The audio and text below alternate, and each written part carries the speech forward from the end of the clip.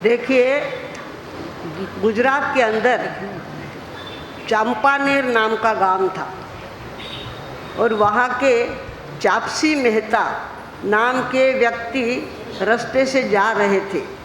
रास्ते में एक भाट मिला और भाट को तो मस्का पालिश करने की आदत ही होती है।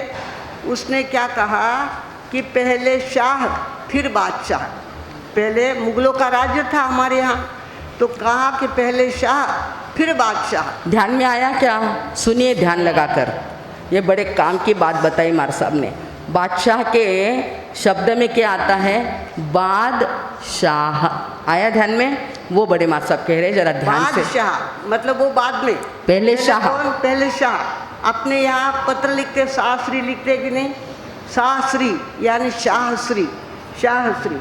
तो क्या कहा कि पहले शाह फिर बादशाह। पड़ोस से एक आदमी जा रहा था और उसने बादशाह को चुगली लगा दी। कहा कि देखो ये बनिए लोग आपको ऊपर से तो सलाम करते हैं, आदाब करते हैं और अंदर से ऐसी बातें करते हैं कि पहले शाह और फिर बादशाह।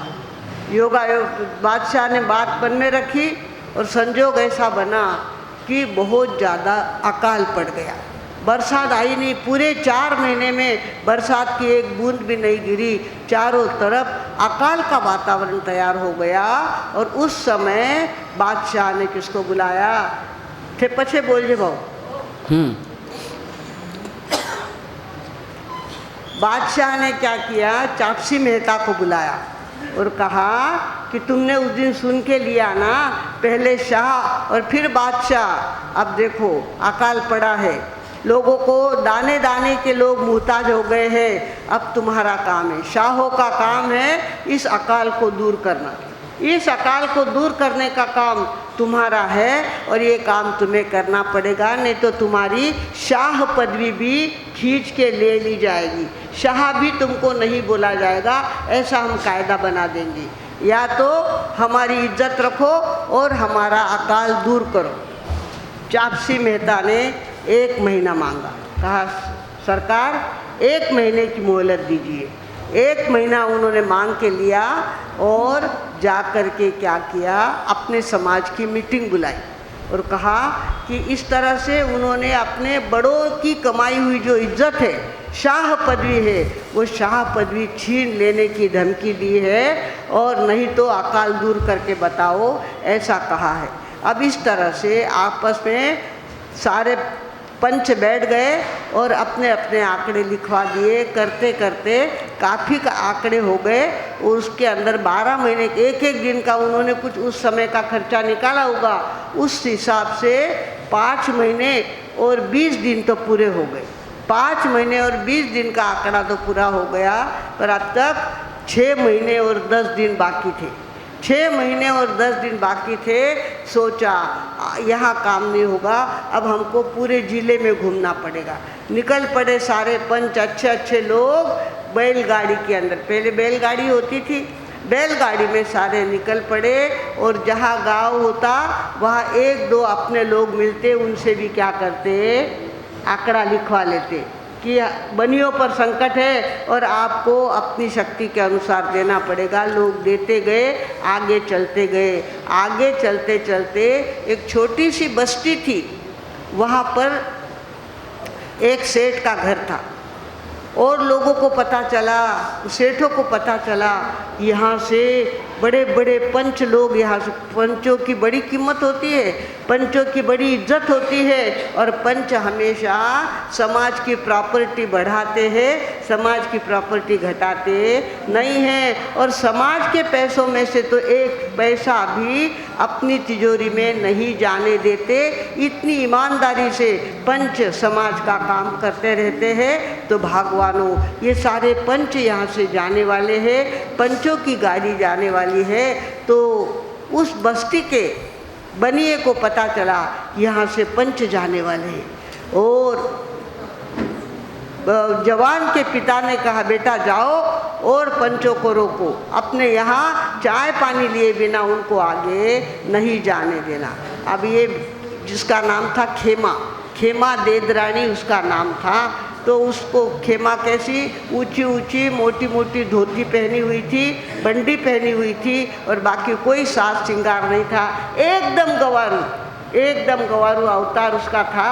और वो जा कर के सड़क के ऊपर खड़ा हो गया कि आप हमारी बस्ती छोड़ करके आगे नहीं जा सकते, हमारे यहाँ का चाय पानी लिए बिना आप आगे नहीं जा सकते, मेरे पिताजी आपका इंतज़ार कर रहे हैं। और उन्होंने देखा जब एक जवान कह रहा है तू जाना चाहिए, सब धड़ाधड़ नीचे उतरे गाड़ी में से, बैलगाड़ी में से, और उनके घर गए।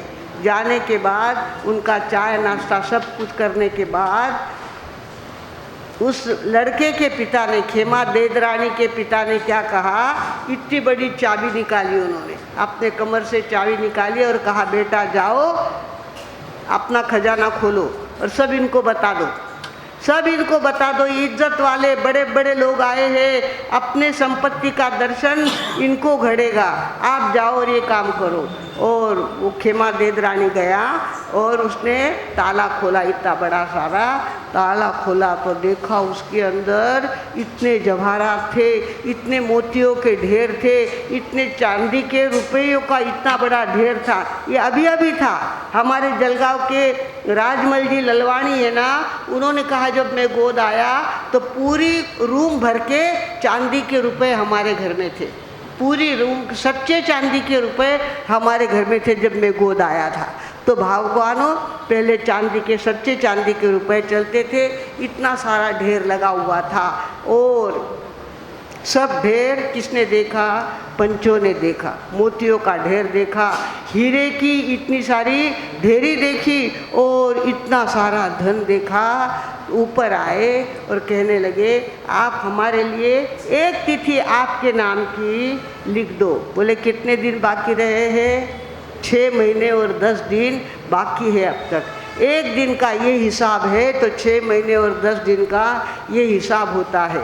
तो खेमा ने कहा अरे ऐसी क्या बात है, अब आगे जाने की ज़रूरत नहीं है, ये जितना खजाना है सब आपका है।